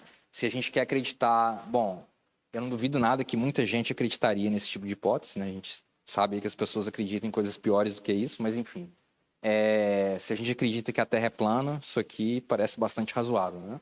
Mas se você é uma pessoa razoável, isso aqui deveria ser algo que você fala, bom, obviamente eu estou violando uma desigualdade de Bell e não é porque as escolhas entre os observadores estão correlacionadas entre si. Bom, essa parte toda aqui eu vou pular, que é criptografia quântica, aplicações aí em computação quântica e assim vai. Mas aqui, então, só para né, para mostrar qual que é o estágio que a gente está hoje em dia. Então, por exemplo, lá em 2012, né, o grupo do Zeiniger, que ganhou o prêmio Nobel lá em 22, eles conseguiram enviar estados de luz emaranhados, né, em distâncias aqui de 143 quilômetros, usando o espaço livre, entre duas ilhas lá no Atlântico, né, que pertencem à Espanha. Em 2016, esse experimento, acho que o Gabo estava envolvido, em que eles conseguiram usar a rede metropolitana de fibras óticas numa cidade lá no Canadá para distribuir esses pares quânticos emaranhados. Então, aqui, né, uma distância absurdamente grande, aqui mostrando, né, uma distância um pouco menor, mas que mostra que a infraestrutura que a gente já tem hoje em dia, ela pode ser utilizada para comunicação quântica também.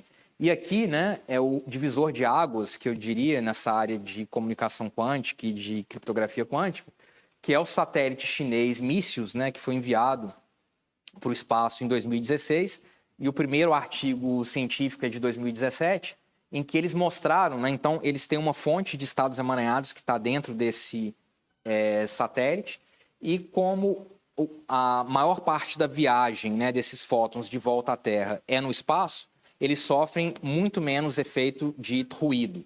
Então, a gente consegue emaranhar 2 pontos em terra a distâncias aí que chegavam lá na época a 1.200 quilômetros. Então, é como se eu conseguisse gerar um par emaranhado, sei lá, entre Floripa e, não sei, São Paulo. Não sou muito bom em geografia, enfim. Em 2 pontos muito distantes, né? E em 2018, eles usaram o mesmo satélite para gerar uma chave criptográfica entre a China e a Áustria. Então, a gente teve a primeira chamada de Quantum Skype, né? O que é esse Quantum Skype? É que a segurança da comunicação dessa videochamada era garantida pelas leis da física, por pares emaranhados que estavam sendo utilizados aqui nesse satélite. Então, por que eu estou falando isso? Né? Porque se você olhar para o custo de design e de envio desse satélite para o espaço, então, a China já está no futuro, no sentido de que, com esse satélite, eles têm a garantia de que nenhum país do mundo consegue escutar as comunicações deles. Seja agora, seja daqui a 1 milhão de anos. Porque a segurança da informação deles é garantida pelas leis da física. A não ser que um físico norte-americano descubra como quebrar as leis da física, eles têm a garantia de que ninguém, seja agora, seja daqui a 1 milhão de anos, vai conseguir saber o que é que eles estão se comunicando. Então, assim, é algo que tem a ver com soberania nacional, com ciência de ponta e tal. E quanto é que custou isso daqui? Custou 200 milhões de dólares. Parece muito dinheiro? Quando eu dou aula lá em Natal, em uma das janelas lá da sala, a gente consegue ver o Arena das Dunas, que é um estádio de futebol que foi construído para a Copa de 2014. Os 2 times lá de Natal, enfim, são muito simpáticos, mas acho que eles estão na Série D, ou seja, nem jogo de futebol direito tem lá. E sabe quanto é que custou esse estádio de futebol? 200 milhões de dólares. Então, assim, dinheiro não falta. O que falta é estádio político. A gente poderia estar na ciência aí do século XXI, infelizmente. Então, assim, lá tem muito show do Wesley Safadão, vocês conhecem ele, né? Então, assim, a gente tem muito show do Wesley Safadão, mas um satélite quântico, infelizmente, a gente não tem, mas a gente poderia ter. Bom, e com isso, deixa eu chegar aqui no final. Aqui são vários experimentos aí que a gente tem feito em colaboração com um monte de gente ao redor do mundo. E com isso eu agradeço a atenção de todos vocês.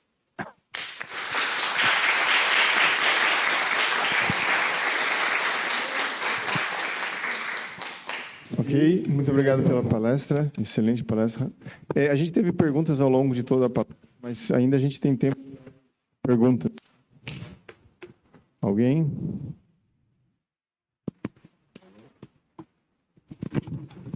Ô, Rafael, você mostrou com a teoria da causalidade, né? E no fundo é a teoria de variáveis ocultas, né? Sim, eu diria que, na verdade, a teoria de variáveis ocultas é um caso particular da teoria da causalidade. Tá. E você usou essa teoria para descrever alguns sistemas que já são descritos, né, pela mecânica quântica ou clássica. Então, minha pergunta é o seguinte: o que essa teoria já produziu ou pode produzir além? Sim, então vou te dar um exemplo aqui, que é esse experimento com o grupo do Fábio lá em 2023. Então, o que essa teoria me permite agora é entender que o Teorema de Bell é um caso particular de algo muito mais geral. O que é o Teorema de Bell? É eu impor uma estrutura causal para o meu experimento e buscar entender se existe uma explicação clássica para os dados que eu gero naquele experimento ou não. Então,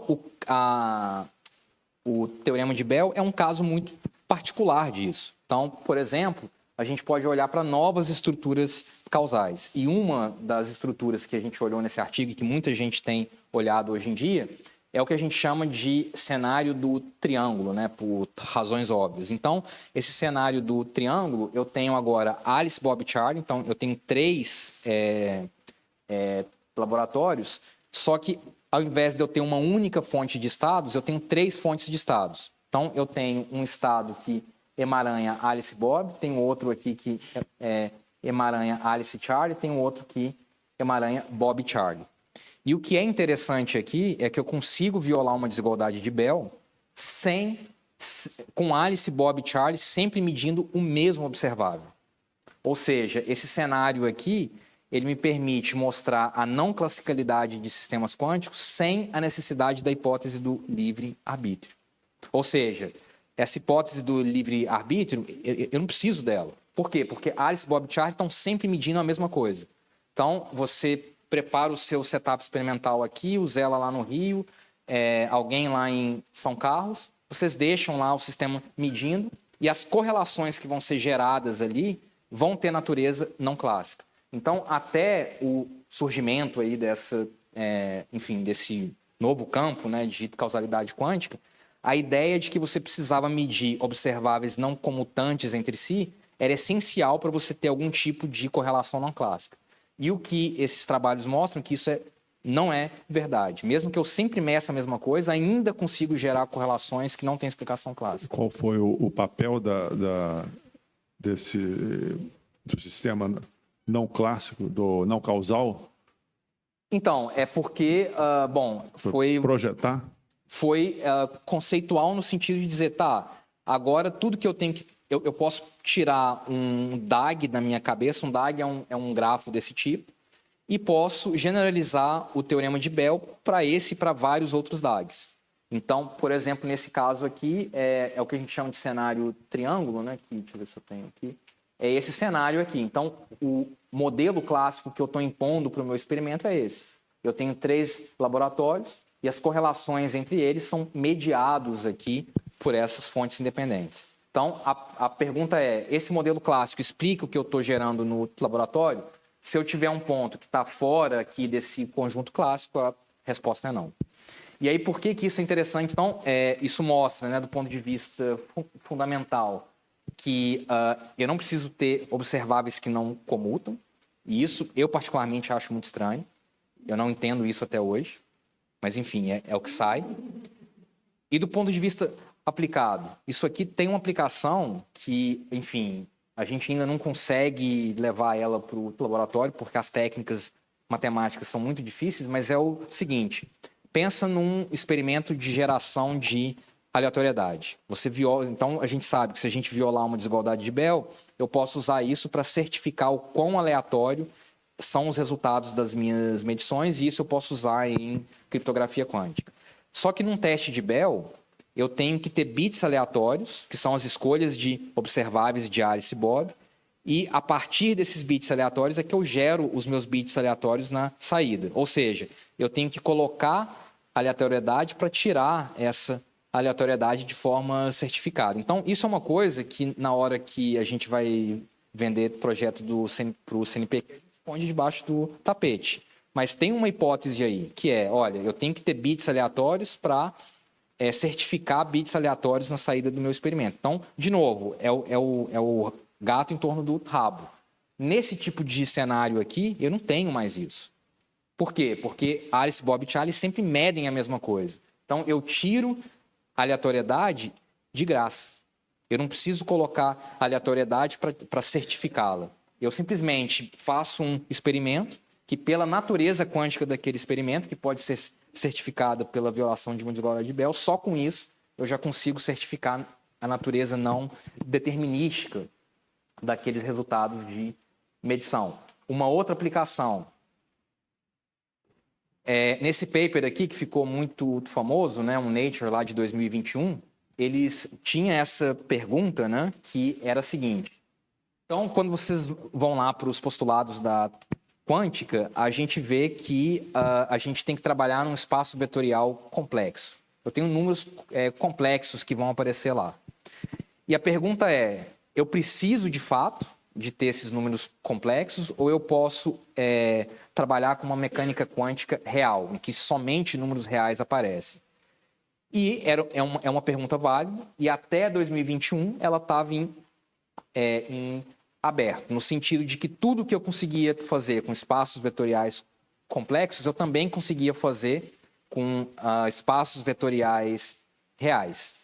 E em 2021, usando um cenário desse tipo aqui, que é um cenário causal, com duas fontes independentes, o pessoal lá de Barcelona, o grupo do Antônio Assim, mais algumas pessoas, mostraram que esse cenário aqui te permite mostrar que os números complexos não são um artefato matemático. Eles são necessários para a gente descrever o que a gente observa no laboratório. É uma outra aplicação.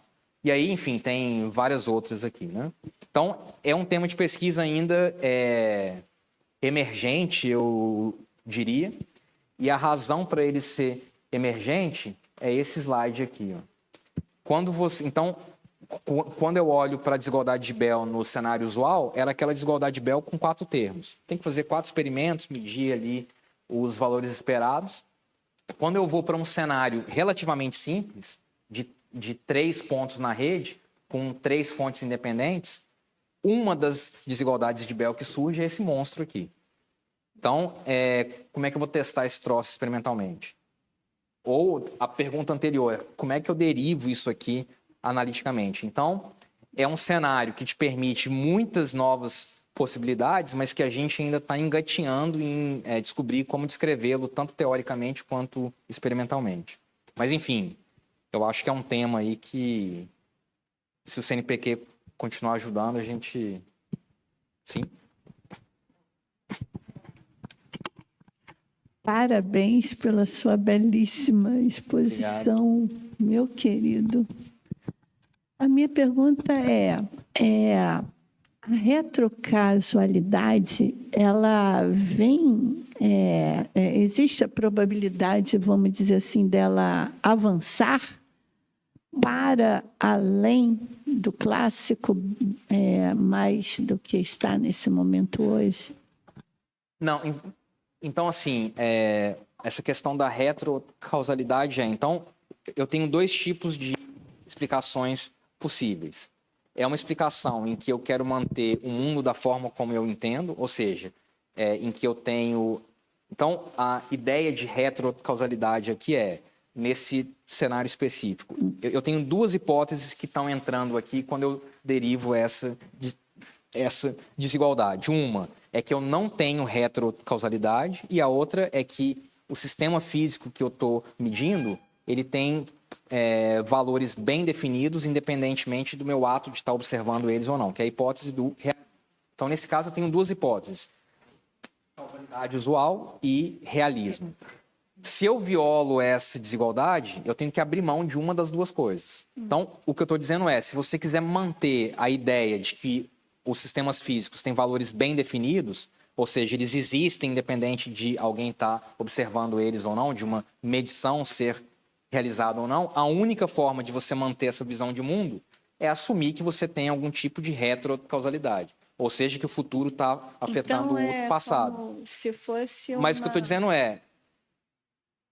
o que, assim, do meu ponto de vista, você tem que abrir mão de uma das 2 coisas. Tá, mas seria uma confirmação através de uma das 2 Isso, possibilidades? O que esse experimento mostra é que você tem que abrir mão de uma das 2 coisas.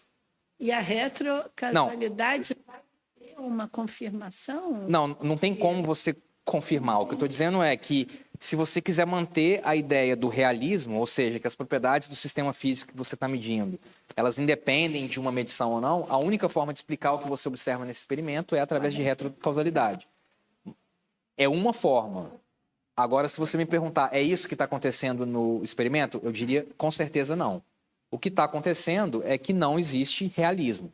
Não faz sentido falar das propriedades de um sistema físico se eu não medir aquele sistema físico. Então, enfim, quem estuda aí as interpretações da mecânica quântica está vendo que eu estou com Bohr e com Copenhague.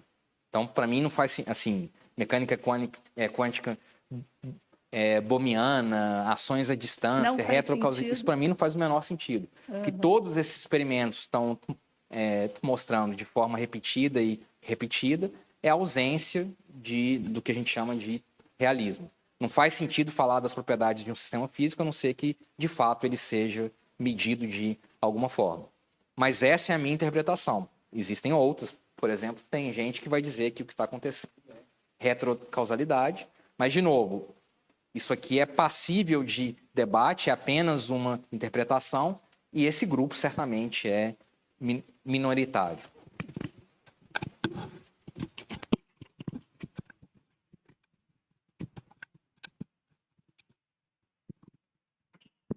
Então, da não comutação de Heisenberg, você poderia dizer que também ela seria uma violação de Bell? Tem como aplicar esse DAG para analisar a não comutação? Então, isso já foi feito, né, no cenário de Bell usual. Então, o que a gente sabe no cenário de Bell? Você tem que, para que uma desigualdade de Bell seja violada pela mecânica quântica, você precisa de ter dois ingredientes. Estados quânticos emaranhados, compartilhados entre Alice e Bob. Mas, mais do que isso, as medições que Alice e Bob realizam, elas têm que envolver operadores que não comutam entre si. Então, um critério necessário, mas não suficiente para você violar uma desigualdade de Bell, são esses dois. Emaranhamento e não comutatividade dos operadores de Alice e Bob. Se eles comutarem, você sempre vai ter um modelo de variáveis ocultas escondidas que explica o que você tem aqui. Então, é por causa disso, né, que a não comutatividade era considerada uma peça essencial da não classicalidade de Bell. E o que esses resultados mostram, novos, né, é que isso não é verdade. O que é essencial, o que é necessário é emaranhamento. Isso aí não tem como, né? Se for um estado separável, você sempre vai ter uma explicação clássica. Entendi agora. E outra questão além da criptografia, você lidar dessa forma de forma emaranhada, né, para passar a informação, você conseguiria, por exemplo, por aquele cabo de fibra ótica, passar uma quantia maior de informação por estar em kbytes em vez de estar em byte, né? Sim, mas o ganho é irrisório pela dificuldade técnica. Então, chama de super dense coding. Então, você mostra que se você tiver um par emaranhado e você, além disso, um qubit de informação, então quântico de informação, e se esse bit quântico tiver emaranhado com outro bit, você pode usar isso para enviar, na verdade, 2 bits de informação. Então, de certa forma, você consegue enviar informação quântica de maneira... Enfim, você pode usar sistemas quânticos para enviar informação clássica de maneira mais eficiente, mas é um ganho constante, não é um ganho exponencial. E tem cenários que aí entra nesse outro contexto aqui, que é o que a gente chama de computação distribuída, em que alguns casos muito sintomáticos, esse gap pode ser exponencial. Então, esse cenário aqui é um cenário muito típico, né? Então, eu tenho dados que estão espalhados numa rede, então parte das minhas fotos estão no servidor aqui no Brasil, outros estão no servidor lá no Canadá, enfim. E vamos supor que eu queira fazer um quadro de todas essas fotos. Classicamente, eu vou ter que enviar todos esses dados, todas essas fotos, para uma estação central, e a informação vai ser processada nessa estação central. E o que é sabido é que se eu tiver pares emaranhados entre essas estações, a quantidade de informação que eu tenho que enviar para essa estação central, ela pode ser menor. E dependendo da função que eu quero computar, ela pode ser exponencialmente menor. Então, mas assim, é uma coisa muito específica, não tem aplicação geral, né? Mas sim, então, usando emaranhamento e comunicação quântica, em alguns casos eu posso ter até mesmo ganhos exponenciais na comunicação. Mas são coisas muito particulares. Não é uma panaceia que eu posso fazer qualquer coisa de forma muito melhor. São particulares, mas elas existem. Mais alguém? Uma outra aplicação, assim, eu não entendo muito bem sobre, mas, por exemplo, tem um artigo teórico recente que ele mostra que você consegue fazer. Então, tem aqueles shows de drones, né, em que os drones tipo vão para o céu e formam figuras bonitas e tal, não sei o quê. Então, você tem que ter uma coordenação entre aqueles drones, né? E tem um paper. E essa coordenação, obviamente, envolve comunicação entre esses caras, né? Olha, eu estou aqui, você fica aí, enfim. Então, é um problema difícil. Se você tem ali muitos drones, né, você coordenar todos esses caras envolve uma quantidade de comunicação muito grande. Então, tem um paper teórico que o cara mostra que é um cenário desse tipo aqui e que se você tiver emaranhamento entre esses drones, você consegue fazer essa coordenação de forma mais, enfim, mais acurado. Mas isso é ficção científica. Né? Ok, muito obrigado, professor. Excelente palestra. Vamos então agradecer mais uma vez.